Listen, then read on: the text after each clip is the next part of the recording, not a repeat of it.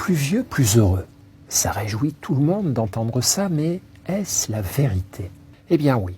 Apparemment, d'après la plupart des données chiffrées dont nous disposons, c'est plutôt vrai, en tout cas en Occident et dans la tranche d'âge des personnes de 50 à 70 ans. Dans cette période-là, une majorité d'entre nous vit ces années les plus heureuses, les plus épanouies, les plus apaisées.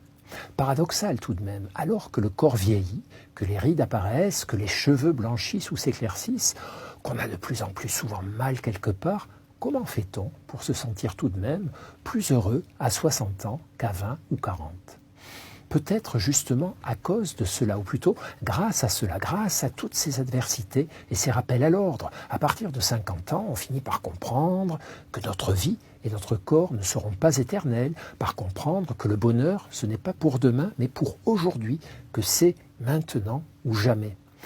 On le savait avant, bien sûr, quand on était plus jeune, mais on le savait seulement dans sa tête. Là, on le sait dans son corps.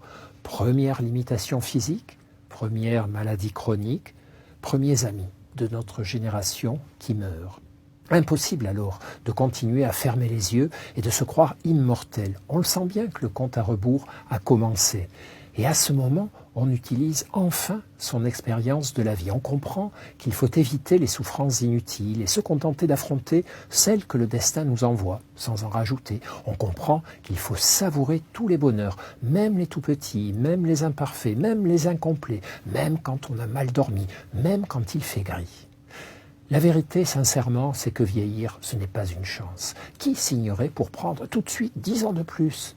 Mais vous connaissez le bon mot de Woody Allen. Vieillir reste à ce jour le meilleur moyen qu'on ait trouvé pour ne pas mourir. Et c'est le principal avantage qu'on peut reconnaître au passage des années. Préfère-t-on être vieux ou être mort?